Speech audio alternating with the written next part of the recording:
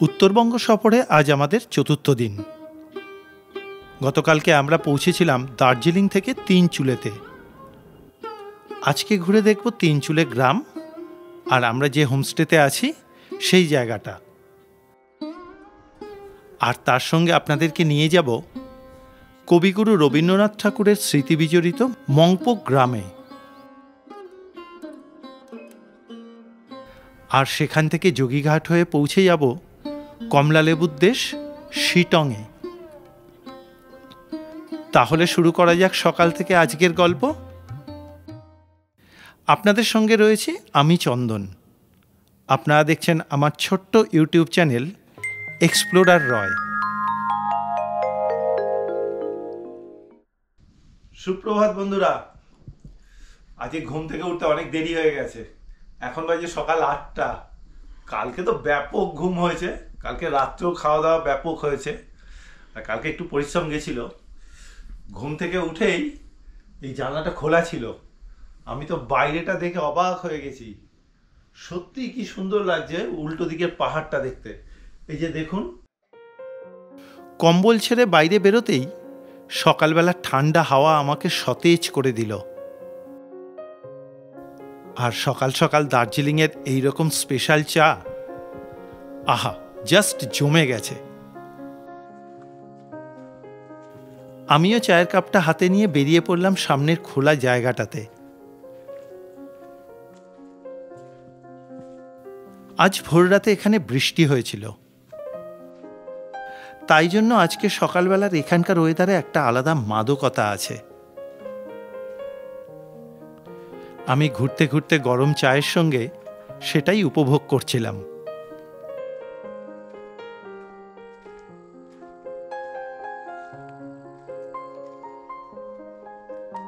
এই হোমস্টেটাতেই আমরা গতকালকে এসেছি বিকেলবেলা।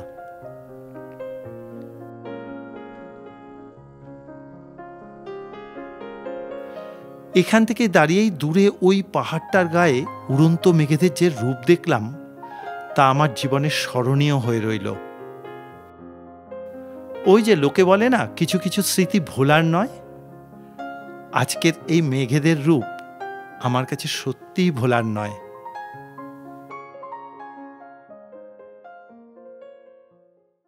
চলুন সকালবেলা আপনাদেরকে একটু হোমস্টেটা ঘুরিয়ে দেখাই। চারিদিকে সবুজে মোড়া পাহাড়ের কোলে বেশ বড় জায়গা নিয়ে এই হোমস্টেটা তৈরি করা হয়েছে। আমাদের জন্য এই জায়গাটার ব্যবস্থা করেছে ট্যুর কিংডম। আমরা 4 রাত 5 দিনের ট্যুর প্যাকেজে ওনাদের মাধ্যমেই ঘুরতে এসেছি। বিরাট বড় হোমস্টে।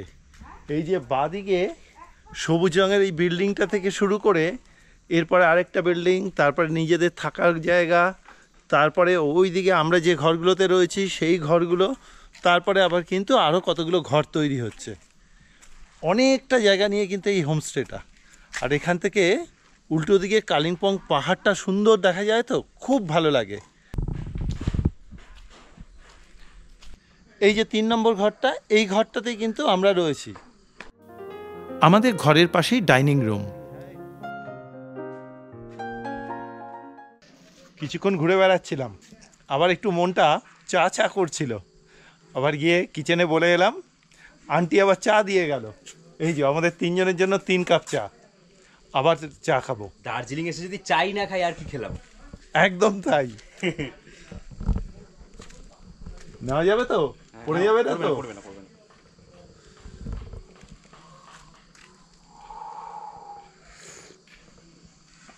ওহ, ব্যাপক। সত্যি আজকে সকালটা খুব ভালো কাটছে, বৃষ্টিটাও কমে গেছে, এখন ওয়েদারটা খুব ভালো লাগছে। এরপরে স্নান করে ফ্রেশ হয়ে বেরিয়ে যাব। এই বিস্কুটটার স্পেশালিটি কি আছে?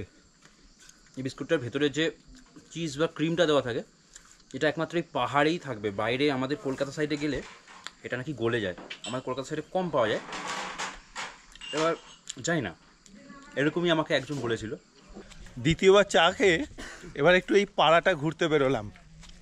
একদম দার্জিলিংয়ের অফবিট জায়গা এই তিনচুলে। মর্নিং ওয়াক করার জন্য বেরিয়ে পড়লাম হোমস্টে থেকে। পাশের রাস্তা ধরে আমি আর প্রীতম চললাম তিনচুলে গ্রামটা এক্সপ্লোর করব বলে। চলতে চলতে দেখতে পেলাম চারদিকে সবুজের মধ্যে এই রকম ছোট্ট ছোট্ট ঘরগুলো নিয়ে এই জায়গাটা বেশ সুন্দর। হেবি না? দুর্দান্ত। এই সামনে দেখো মেঘ, সামনে রাস্তায় মেঘ হয়ে আছে, হেভি লাগছে। আরও আমাদের সাথে সাথে যাচ্ছে। হ্যাঁ হ্যাঁ প্রীতম, রাস্তা কিন্তু বেশ ঢালু। কদিন ট্রেক করে করে এমন হয়ে গেছে বালটালের রাস্তা লাগছে আমার। সব জায়গায় গিয়ে বালটাল, কেদারনাথের রাস্তা এগুলোই মনে পড়ে এখন। তাই পাহাড়ি রাস্তার একটা আলাদাই ঐতিহ্য। এটা ঠিক পাহাড়ি রাস্তায় কিন্তু হেঁটে আলাদা মজা। এই যে কিরকম ঢালু রাস্তা, আবারে এই যে উঁচু উঁচু গাছেদের মধ্যে দিয়ে আমরা এই ঢালু পথ ধরে নামতে থাকলাম।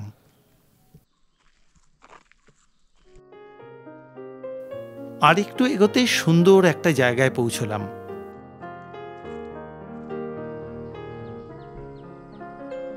সবুজ ঘাসের ওপরে মুক্তোর মতন জলবিন্দু পেরিয়ে সামনের দিকে তাকাতেই শুধু মুখ থেকে একটাই শব্দ বেরোলো, অপূর্ব। সামনে যতটা এগোচ্ছি জায়গাটা আরো সুন্দর লাগছে। পাহাড়ের গায়ে মেঘেদের আনাগোনা দেখে মনে হচ্ছিল আমরা বোধহয় মেঘবালিকাদের দেশেই পৌঁছে গেছি। রাস্তার পাশে নাম না জানা রং বেরঙের বিভিন্ন ফুল ফুটে আছে। একটা বাড়িতে তো দেখলাম বিরাট বড় এক কলার কাঁদি ঝুলছে। এখানেও অনেকগুলো হোমস্টে আছে দেখতে পেলাম। অনেকটা পাহাড়ের ওপর থেকে নিচের দিকে নেমে এসেছি। না, এবার ফিরে যাই, অনেকটা উপর দিকে উঠতে হবে। এবারে আমরা ফেরার রাস্তা ধরলাম। এবারে হোমস্টেতে এসে ফ্রেশ হতেই সকালবেলা ব্রেকফাস্টের জন্য ডাক পড়ল। এখন বাজে সকাল 10:40। কিছুক্ষণের মধ্যেই গরম গরম ব্রেকফাস্ট নিয়ে আন্টি হাজির হলেন। ব্রেকফাস্টে ছিল ঘিয়ে মাখানো পরোটা, চানা, আলুর দম, ডিম সেদ্ধ এবং স্যালাড। আমরা তিনজনে একসঙ্গে বসে ব্রেকফাস্ট সেরে নিলাম। পরোটাটা কেমন খেতে? ব্যাপক, সত্যি খুব ভালো করেছে কিন্তু। এখন বাজে সকাল 11:10। ব্রেকফাস্ট হয়ে গেছে। এরপরে আমরা এই হোমস্টে থেকে এখন ছেড়ে বেরিয়ে যাব। এই শিটং যাওয়ার পথে আমাদের বেশ কয়েকটা জায়গা আছে যেগুলো দেখবো, সাইট সিনগুলো। আমাদের গাড়ির আশিস ভাই গাড়ি নিয়ে তৈরিই ছিল। Aunty tata. टाटा फिर मिलेंगे सर, फिर आइए। অবশ্যই অবশ্যই, খুব ভালো লাগলো थैंक यू। দাদা, চললাম। Okay sir, bye bye. হ্যাঁ, থ্যাংক ইউ। আবার দেখা হবে। চলো টাটা। ওনাদেরকে বিদায় জানিয়ে আমরা বেরিয়ে পড়লাম। আশিস, এবারে কোথায় যাবো? আমি রবীন্দ্রনাথ ভবন। শিটং যাওয়ার পথে আমাদের প্রথম দর্শনীয় জায়গা হচ্ছে রবীন্দ্রনাথের স্মৃতি বিজড়িত মংপো। আজকে কাকিমা সাহস করে গাড়ির সামনের দিকেই বসেছেন। কিছুক্ষণ গাড়ি চলতেই আমরা আবার পৌঁছে গেলাম মেঘেদের কাছে। বড় বড় পাইন গাছের মধ্যে দিয়ে তাদের আনাগোনা। নর্থ বেঙ্গল আসলে এটা কিন্তু একটা বড় পাওনা। খুব মনে হচ্ছিল অন্তত একটা বার গাড়ির থেকে নেবে তাদের সঙ্গে কানে কানে কথা বলি, তাদের ঠান্ডা স্নিগ্ধ পরশ একটা বার গায়ে মেখে নিই। এইসব কথা ভাবতে ভাবতে পর মুহূর্তেই মনে হলো আজ তো আমরা অনেক দেরি করে বেরিয়েছি। দূরত্বও বেশ কিছুটা, অনেকগুলো জায়গা দেখারও আছে। যদি দেরি হয়ে যায়, এই ভেবেই আর গাড়ির থেকে নামা হলো না। এই দিকের রাস্তা বেশ সরু।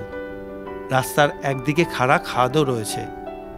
দূরে ওই পাহাড়গুলো আজ মেঘেদের দল ঢেকে রেখে দিয়েছে, কিচ্ছু দেখা যাচ্ছে না।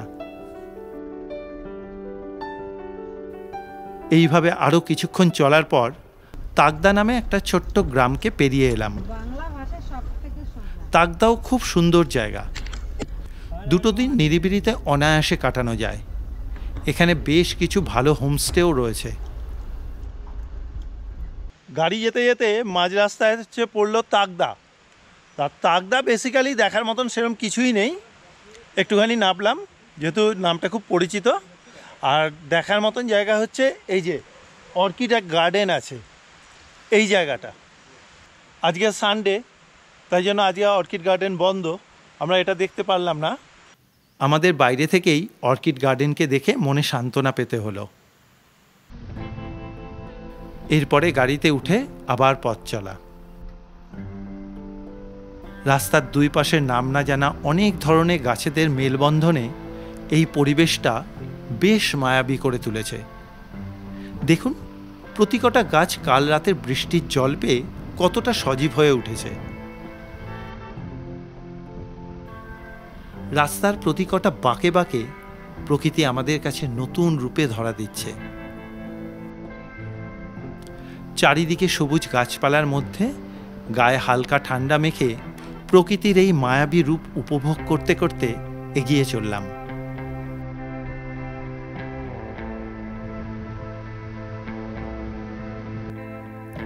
মাঝে মাঝে মেঘেদের মধ্যে দিয়েই আমাদের পথ চলা।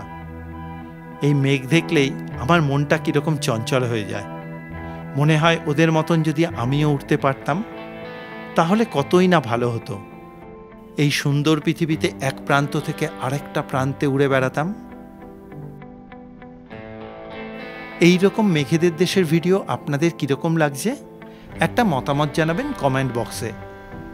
আপনাদের গুরুত্বপূর্ণ মতামতের অপেক্ষায় রইলাম। আর আমরা এই সুন্দর প্রকৃতিকে অনুভব করতে করতে এগিয়ে চললাম।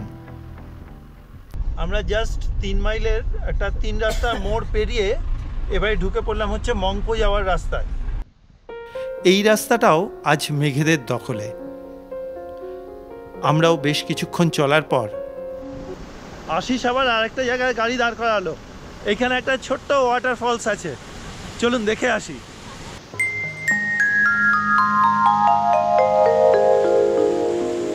ঝর্ণাটা ছোট হলেও বেশ সুন্দর। বর্ষার পর জলের পরিমাণটাও অনেকটাই বেশি।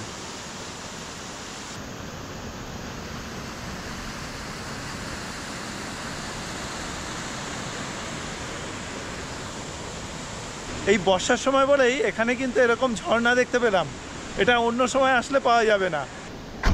আবার গাড়িতে উঠে পড়লাম।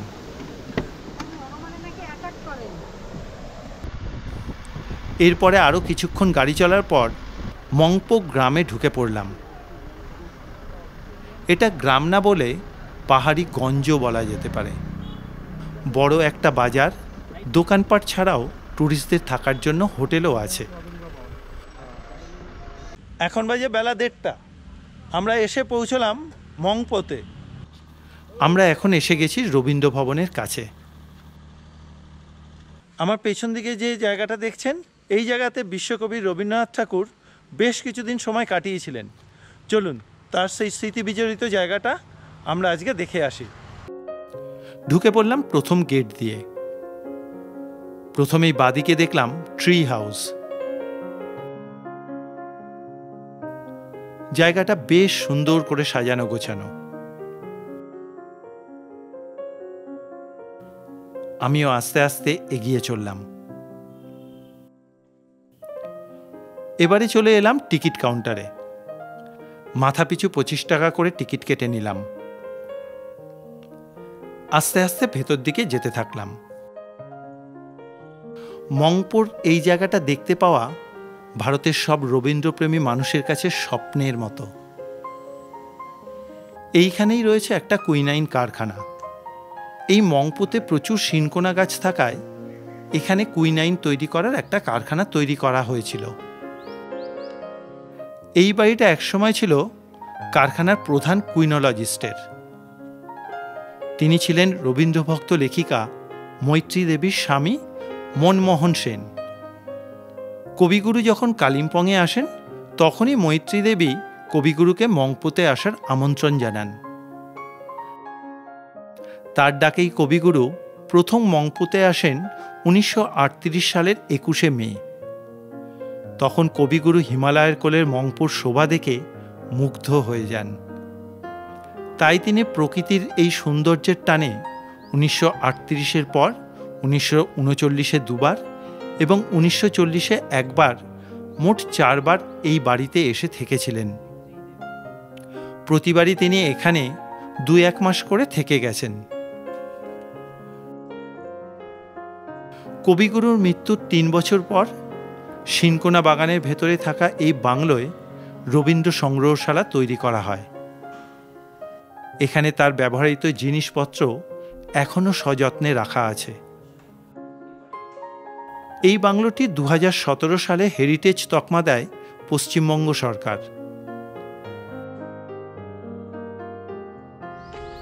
কবিগুরুর স্মৃতি বিজড়িত এই জায়গায় আমরা বেশ কিছুক্ষণ সুন্দর সময় কাটালাম।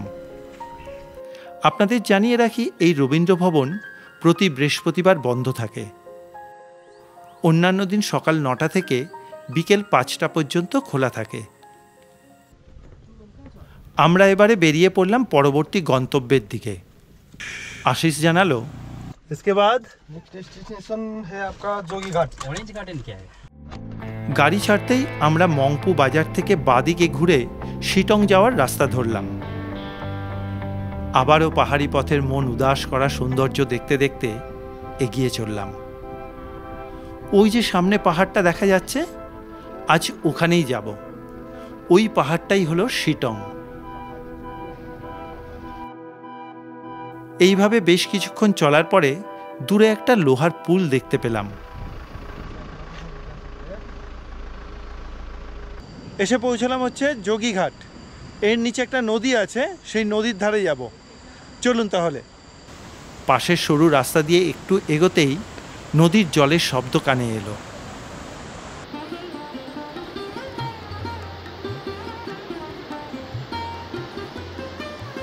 কিছুক্ষণের মধ্যেই পৌঁছে গেলাম চঞ্চলা এই ছোট্ট নদীর ধারে।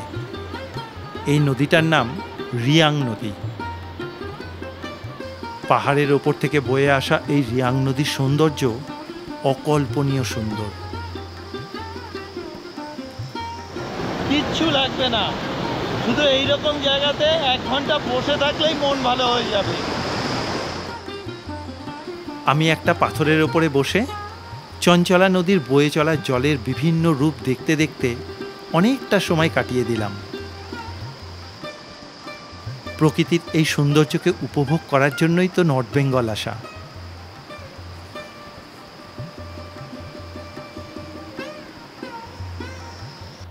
এত সুন্দর পরিবেশে প্রজাপতিরাও মনের সুখে উড়ে বেড়াচ্ছে।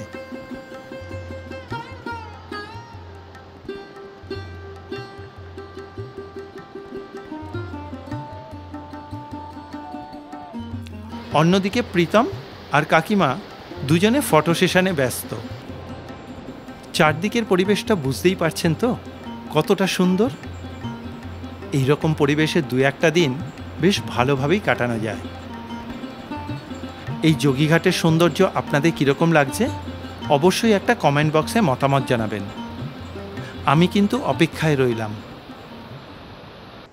দেখলাম নদীর পাশে একটা হোমস্টে আছে।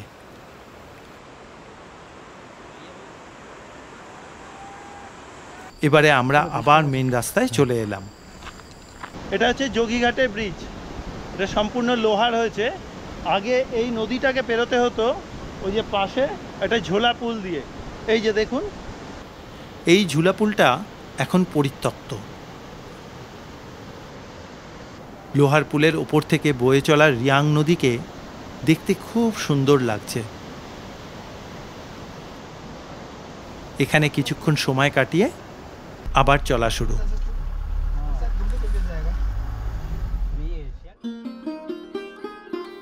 যোগীঘাটের আশপাশে এইরকম ছোট ছোট বাড়ি, তার সামনে ধাপকাটা সবুজ চাষের জমি, সব মিলেমিশে সুন্দর এখানকার এক প্রাকৃতিক সৌন্দর্য।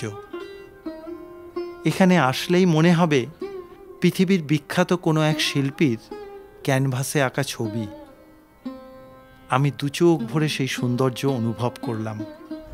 যোগীঘাট থেকে বেরিয়ে গেলাম। এবারে যাব হচ্ছে অরেঞ্জ গার্ডেন। যদিও এই সময় অরেঞ্জ পাবো ছোট ছোট, মানে পাতিলেবুর মতনই হয়তো দেখতে লাগবে। তবু অরেঞ্জ গার্ডেনে যাব, সেটাই দেখব। আরও কিছুটা এগোতেই আশপাশে আমরা অনেক শিনকোনা গাছ দেখতে পেলাম। গাড়ি কিন্তু এখন আবার পাহাড়ের ওপর দিকে উঠছে।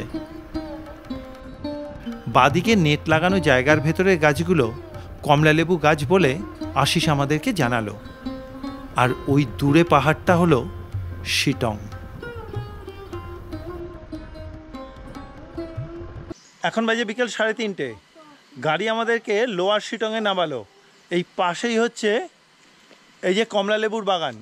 আগেই বলছিলাম না, কমলালেবু তো এখন হয়নি, পাকেনি, এখন ছোট ছোট আছে, সেটাই দেখব। চলুন একটুখানি কমলালেবুর বাগান ঘুরে আসি। জানি না, এখনও কনফার্ম নই ভেতরে ঢুকতে পারবো কি না, তবু চেষ্টা করি।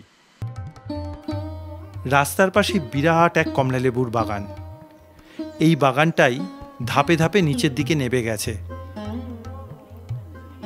গাছে গাছে ঝুলে আছে এই রকম কাঁচা কমলালেবু। এক একটা গাছে অনেক লেবু হয়েছে। আর কয়েকদিন পরেই এই লেবুগুলো পেকে গেলে কত সুন্দর লাগবে। আমি ঢোকার সময় বলছিলাম না, লেবুর সাইজ ছোট হবে, একদম পাতি লেবুর মতনই। সত্যিই কিন্তু তাই। এখনও অনেক সময় বাকি আছে এই লেবু তৈরি হতে। আমরা শুধু জাস্ট নিজেদের মনের তাগিদে একটুখানি এলাম, এসে কমলালেবুর বাগান দেখলাম। তবে কথা দিলাম, আমি কিন্তু টার্গেট রাখবো পরবর্তী সময়, অর্থাৎ কমলালেবুর সময় কিন্তু আবার আসার। কমলালেবু বড় হয়ে গেলেই বাগান এইরকমভাবে ঘিরে দেওয়া হয়। আবার পাহাড়ের সৌন্দর্য দেখতে দেখতে এগিয়ে চলা। আশিস, এরপরে নেক্সট হোমস্টে। होमस्टे लंच ठंडा हो गया। হ্যাঁ, लंच ठंडा हो गया। আশিস বলে দিল এখনো পর্যন্ত আধ ঘন্টার বেশি সময় লাগবে হোমস্টেতে পৌঁছতে। এখন সমস্ত কিছু দেখা হয়ে গেছে, এখন আমরা শুধু এগোবো পাহাড়ের ওপর দিকে হোমস্টেতে যাওয়ার জন্য। কিছুক্ষণ বাদেই আবার মেঘেদের দল পুরো পাহাড়টা দখল নিয়ে নিল।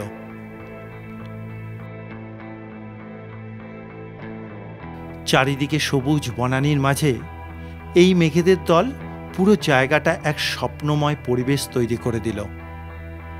এই যেন এক স্বপ্ন রাজ্য। এইভাবে কিছুক্ষণ চলার পরে এসে পৌঁছলাম মহলদিরাম চা বাগানে। পাহাড়ের ঢালে এই বিরাট চা বাগানটা খুব সুন্দর লাগছে। চারিদিকে মেঘেদের ঘনত্ব দেখেই বুঝতে পারছি আমরা অনেকটা উপর দিকে উঠে এসেছি। কিছুক্ষণ এখানে দাঁড়িয়ে আবার গাড়িতে এগিয়ে চলা।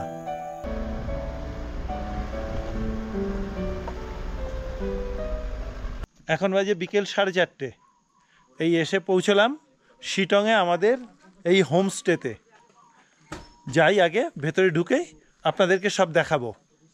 তখন দেখলাম পুরো এই অঞ্চলটাই মেঘেরা ঢেকে দিয়েছে।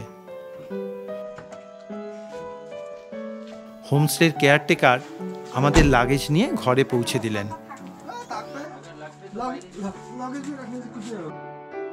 দোতলার ওপরে পাশাপাশি দুটো ঘর আমাদের জন্য বরাদ্দ। আমার জন্য আমি আমার ঘরে ঢুকে পড়লাম। এই ঘরে আমি একাই থাকব। জানতে পারলাম কুয়াশা না থাকলে এই ব্যালকনি থেকে কাঞ্চনজঙ্ঘাকে দেখতে পাওয়া যায়। ঘরটাও বেশ সুন্দর, পরিষ্কার পরিচ্ছন্ন।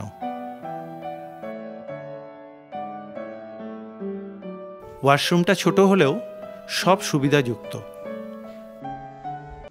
ঘরে ঢুকে ফ্রেশ হয়ে নিলাম। এবার লাঞ্চের জন্য ডাক পড়েছে, এবার যাব লাঞ্চ করতে। ডাইনিং রুমে ঢুকেই দেখি খাবার রেডি। এই আসো খেতে তাড়াতাড়ি। ও, এই ব্যাপারটা কি হলো? একা একা শুরু করে দিয়েছে। হ্যাঁ, তাহলে বিশাল খিদে পেয়ে গেছে।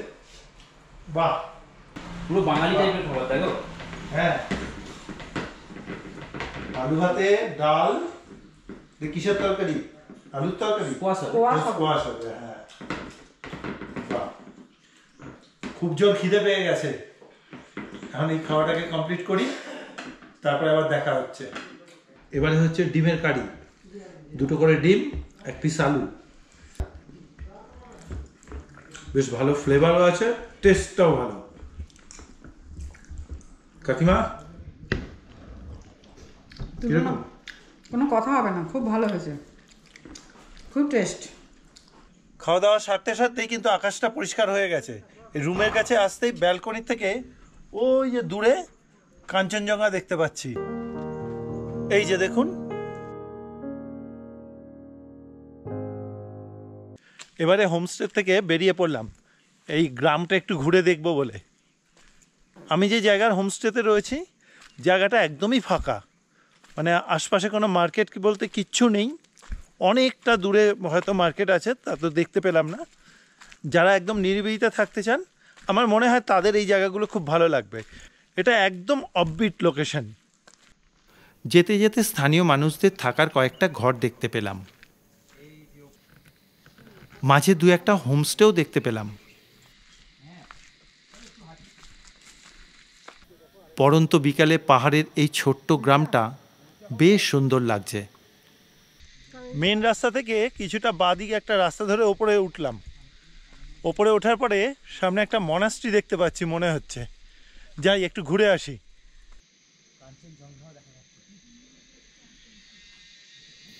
চারদিকে সবুজ গাছপালার মধ্যে দিয়ে শান্ত পরিবেশে এগোতে থাকলাম সামনের রাস্তা দিয়ে।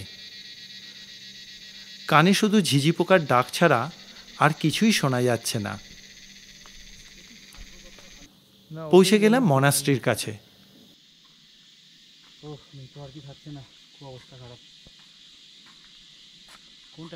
মনাস্ট্রির কাছে তো এসে পৌঁছে গেছি, কিন্তু পুরো অন্ধকার দেখছি। কোনো মানুষজন নেই, কোনো কারককে দেখছি না। বুঝতে পারছি না ঢোকাটা ঠিক হবে কি না, অন্ধকার। যাই একটু চেষ্টা করে দেখি। গুটি গুটি পায়ে ঢুকে পড়লাম মনাস্ট্রির ভেতরে। এখন মেন প্রার্থনা গৃহ বন্ধ। উঠে পড়লাম দোতলার ব্যালকনিতে।